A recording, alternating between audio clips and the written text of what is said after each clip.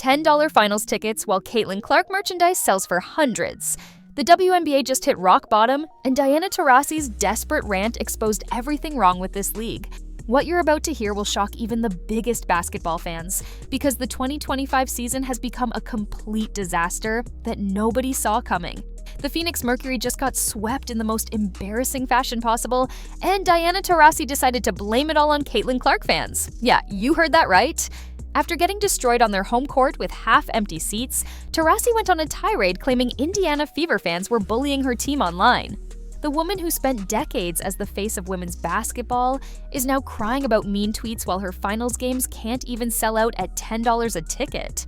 But before we dive deeper into this mess, make sure to hit that like button if you think the WNBA needs serious changes.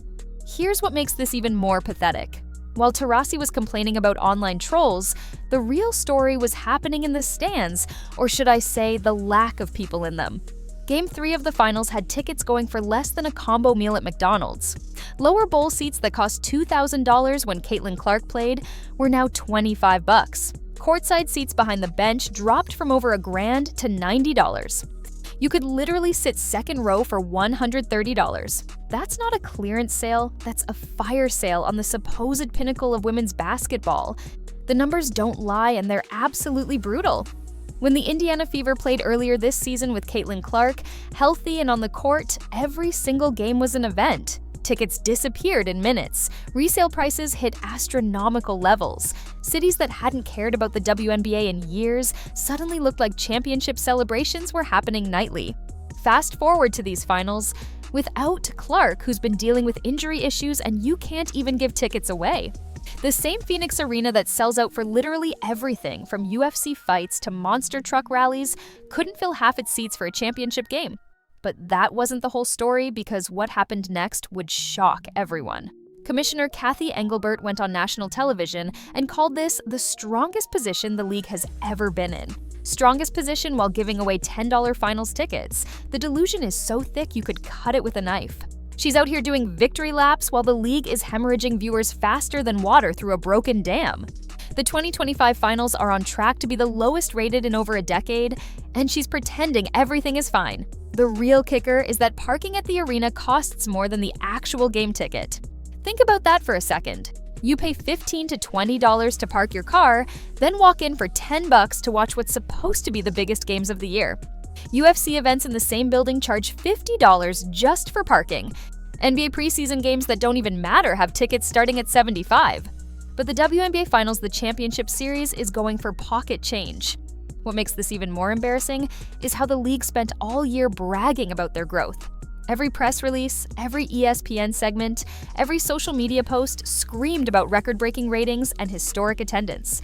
They rode the Caitlin Clark wave like it would never end. But here's the truth they refused to admit. It was never about the WNBA. It was always about Caitlin Clark. She wasn't just a player, she was the entire product. Without her, the league reverts back to what it's always been, a niche sport desperately pretending to be mainstream. The contrast is absolutely staggering. When Clark was healthy and playing for Indiana this season, arenas looked like rock concerts. Fans lined up hours before games. Merchandise flew off shelves faster than they could stock it. Her signature Nike gear still sells for more than these finals tickets, by the way. A simple t-shirt with her name costs $40 to $60, while you can watch the championship for $10. That tells you everything about where the real value lies in this league. Diana Taurasi's meltdown makes even less sense when you realize she's been in this league for 20 years. 2 decades of playing, and she's never seen this kind of attention until Caitlin Clark showed up. Instead of being grateful that a rookie brought millions of new eyes to the sport, she's bitter about losing the spotlight. The irony is that without Clark bringing in all these new fans, Taurasi would be playing her final games in front of family and friends only. Here's where it gets really interesting, though.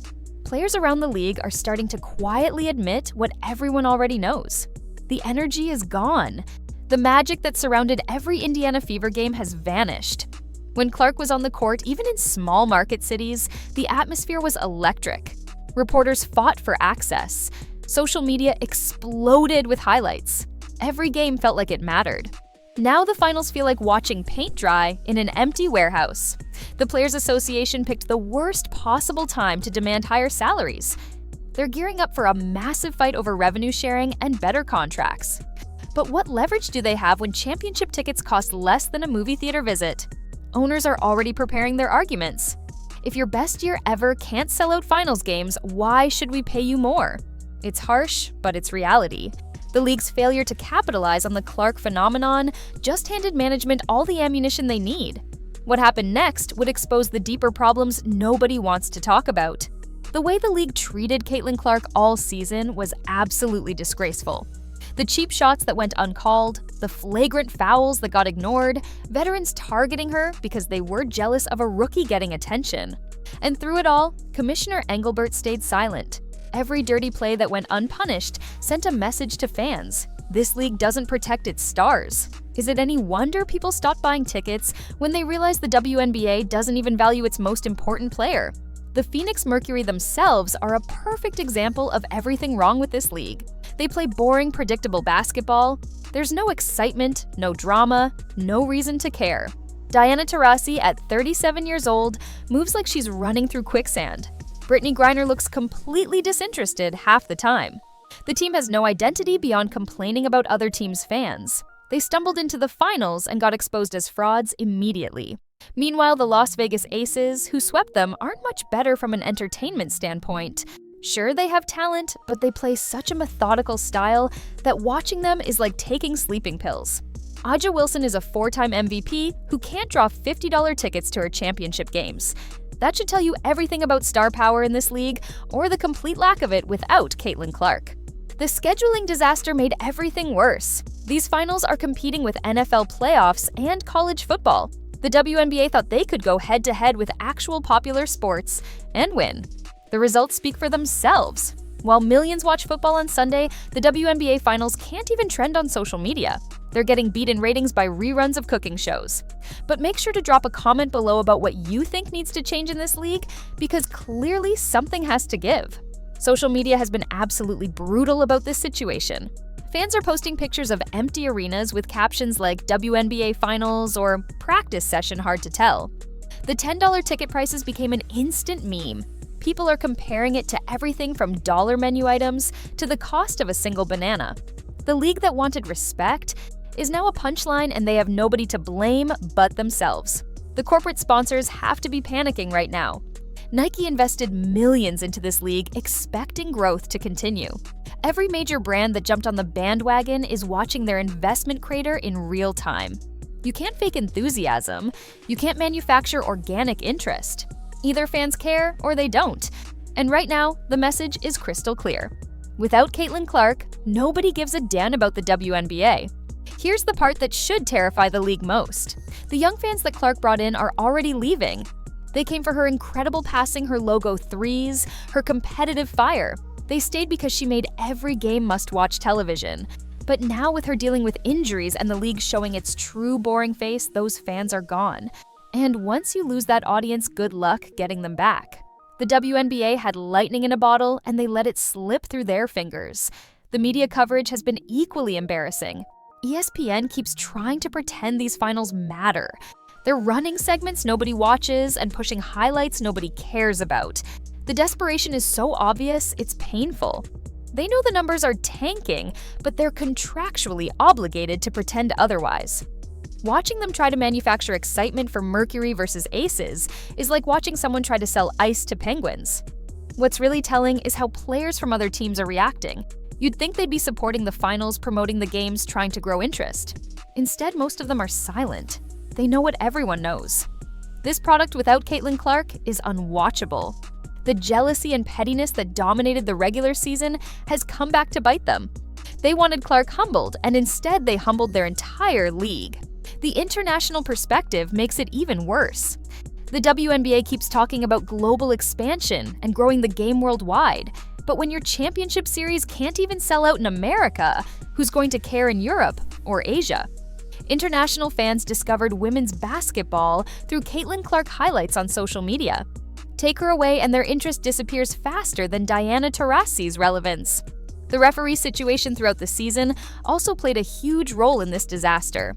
Fans watched Caitlin Clark get absolutely abused game after game with no calls.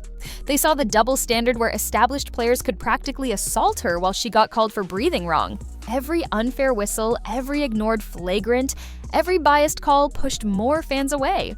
People don't want to support a corrupt product, and that's exactly what the WNBA showed itself to be.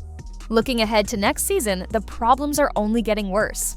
Free agency is coming, and players are already making noise about leaving their teams. The salary cap situation is a complete mess.